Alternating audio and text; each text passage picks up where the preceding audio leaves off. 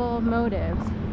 But in the end, the people who sit down, I don't know, they might be getting stuff in their brain and they don't know why they're getting it.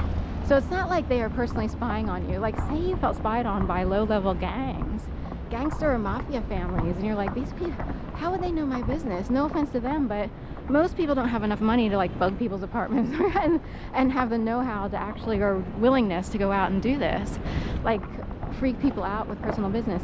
Say people on the street actually get downloaded in their brains information, and for some reason they just keep saying it all day long, and they would know to like sidle up next to people who are alone, like trying to do something by themselves. I'm trying to figure out how they would know who to pick on and how they want. They would just know if they were brought to a Starbucks, sit down next to the loneliest person in the room, who they perceive as the loneliest person or the most alone person, and start spewing out whatever comes. And some people are downloaded with all kinds of crazy stuff, and they don't even know why they're saying it. It's not like they're totally clear. For instance, I got a degree in English and then later creative nonfiction writing, a master's of. That forces a brain to really become clear and break down information, and to realize that even if you think you sound clear, other people may not hear what you think you're saying. So in word form, in the written format, you have to really spell it out and include all the information, and just assume that the other person has no idea what, how, when, whatever you're talking about. Because we tend to assume that everybody knows what we're talking about. It's not totally true. Of course, in this case, I'm talking about a form of stalking that is so crazy. It's like, who actually does this? Like, how's it done? A normal person would wonder.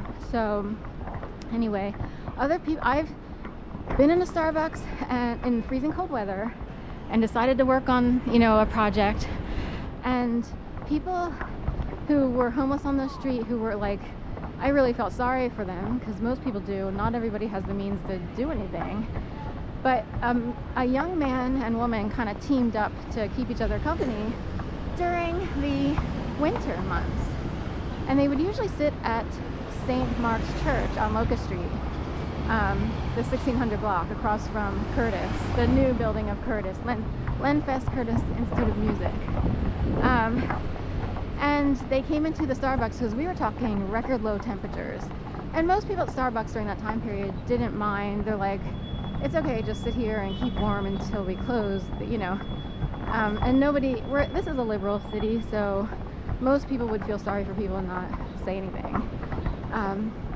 So anyway, but the one guy started talking to me, and he, technically he reeked of alcohol and everything, which was probably keeping him warm, but you know what I mean. But he started spewing out stuff in words, and I was like, it's not like this guy is some secret operative of the CIA, unless he's used by those people. But he was spewing out stuff, and it's like, it could seem like he knew my business. That helped me realize that there are people at all levels of society, all stations of life, all types of jobs, who might be doing the same thing. It might make it easier to work through people who are, disoriented or shifted out of their normal present state of mind. So if you happen to wind up drunk, even if it's only once, it's easier for the dark side of the world, or whomever it is, to work through you. Like, you could pick up on airwaves and it just makes you sound like you're talking in circles or what have you. There's a lot of consciousness to being able to communicate as clearly as possible. So, and also there are people listening who can't tell the difference. They might hear someone a certain way who's incredibly clear and well practiced and trained to be as clear as possible, and they won't hear it correctly.